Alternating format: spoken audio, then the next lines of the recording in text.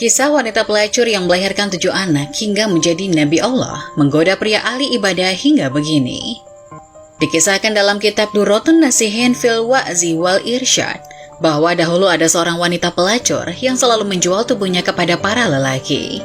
Seperti biasa, di hari-harinya ia mejeng di ranjangnya yang berdekatan dengan pintu rumahnya dan pintu itu dibuka agar para lelaki yang melintasi rumahnya dapat melihat kecantikannya. Suatu hari ada seorang pria ahli ibadah yang melintas di depan rumah pelacur. Ketika mata pria itu memandang tubuh wanita pelacur, maka bangkitlah syahwat dan nafsu pria itu. Pria ahli ibadah itu lantas berusaha menahan nafsu birahinya. Ia juga berdoa kepada Allah Subhanahu wa Ta'ala agar menghilangkan perasaan buruk yang tengah melanda hatinya. Namun meskipun sudah ditahan, nafsu ahli ibadah itu masih terus membara, tegang, dan akhirnya ia tidak mampu lagi menahan hawa nafsunya. Pria ahli ibadah itu lantas nekat mencari cara agar bisa mendapatkan uang untuk biaya tarif bersama wanita pelacur itu. Alhasil pria itu lalu menjual semua baju-baju yang ia miliki untuk mendapatkan uang. Dari hasil penjualan semua bajunya itu, akhirnya pria ahli ibadah itu berhasil mendapatkan uang dan mengumpulkan sesuai tarif, yaitu 10 dinar. Setelah itu, pria itu lantas mendatangi rumah si pelacur untuk memesan dan membayar tarif layanan. Setelah sampai, wanita pelacur lantas menyuruh pria itu untuk membayar uang tarif kepada manajernya yang tak lain adalah tetangganya. Kemudian si pelacur memberikan jadwal kapan hari dan waktu tepatnya untuk melakukan hubungan esek-esek itu. Iya, ibarat memesan nomor antrian lebih mudahnya. Tepat pada waktu yang telah disepakati, pria ahli ibadah itu mendatangi rumah si wanita pelacur. Setelah sampai, terlihat si wanita telah berhias rapi dan duduk di atas ranjangnya. Si pria kemudian masuk ke rumahnya dan duduk bersama pelacur di atas ranjangnya.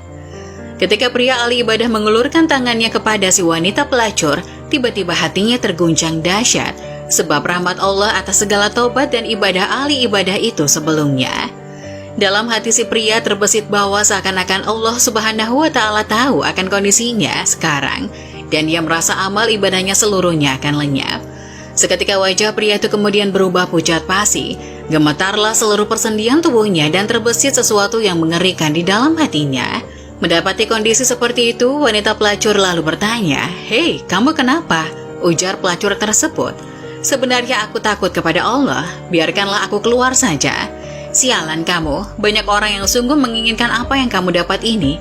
Kamu ini sebenarnya kenapa?" Dengan agak emosi si wanita membentak, "Sungguh sebenarnya aku takut kepada Allah. Adapun uang yang sudah kubayarkan silakan kau ambil saja. Itu halal untukmu. Biarkan aku keluar," jawab si pria ahli ibadah. "Lah emang kamu belum pernah sama sekali melakukan hal ini?" tanya wanita si pelacur. "Belum sama sekali," jawab pria itu. "Sebenarnya kamu ini dari mana dan siapa namamu?" si wanita bertanya. Kemudian pria ahli ibadah itu menjelaskan siapa dirinya. Setelah mendengar alasan si pria, wanita pelacur itu lalu mempersilahkan pria itu untuk keluar. Pria ahli ibadah itu lantas keluar lalu menyumpahi dan mengutuk dirinya sendiri. Tidak hanya itu, ia juga menangisi dirinya sendiri akan perbuatan yang barusan ia hendak lakukan. Melihat kondisi pria itu yang sangat menyedihkan, timbullah gejolak yang dahsyat dalam hati si wanita pelacur. Gejolak ini sebab berkah dari pria ahli ibadah itu. Hati si wanita pelacur serasa berkata, "Sungguh pria itu untuk pertama kalinya hendak melakukan perbuatan dosa, namun rasa takut telah masuk dalam hatinya. Sedangkan aku sudah begitu lama bertahun-tahun telah melakukan dosa, padahal Tuhan yang dia takuti itu adalah termasuk Tuhanku juga. Dan seharusnya rasa takutku kepadanya harus lebih besar lagi." Kemudian turunlah hidayah Allah kepada wanita pelacur itu. Ia lantas memutuskan kembali bertaubat kepada Allah. Ia lalu menutup pintu rumahnya rapat-rapat. Ia lalu ganti pakaian seksinya dengan pakaian sopan sederhana dan kemudian beribadah menghadap Allah Subhanahu wa Ta'ala. Ia kemudian bertobat dan beribadah kepada Allah cukup lama.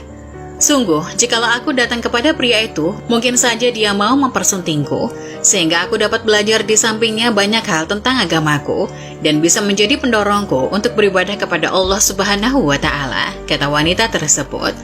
Kemudian pergilah wanita itu mencari alamat si pria ahli ibadah di kampung. Ia pergi dengan membawa harta dan beberapa pembantunya. Ia lalu mencari-cari di mana alamat rumah pria ahli ibadah itu. Setelah sampai di kampung yang dituju, wanita itu lalu bertanya kepada warga yang dijumpai dan memperoleh informasi tentang di mana pria yang dimaksud berada. Dan akhirnya bertemulah wanita mantan pelacur itu dengan pria ahli ibadah. Wanita itu lalu membuka wajahnya dengan maksud agar si pria mengenalnya. Dan benar, meski setahun telah berlalu, pria ahli ibadah itu masih mengenalinya. Kemudian teringatlah kembali pria itu akan peristiwa menakutkan yang dulu pernah terjadi. Bahkan akibat terkejut dan syok sebab kenangan buruk di masa lalu, pria ahli ibadah itu sampai menjerit histeris hingga nyawanya keluar dan meninggal dunia. Kematian pria ahli ibadah itu lantas membuat si wanita bersedih hati. Ia berkata, "Sesungguhnya aku berangkat ke sini demi bertemu dia, tetapi dia sudah mati. Apakah dia punya seseorang keluarga di antara familinya yang membutuhkan seorang istri?" Orang-orang di situ lalu menjawab, "Sebetulnya dia masih punya saudara yang soleh juga, tapi orangnya melarat tak berharta."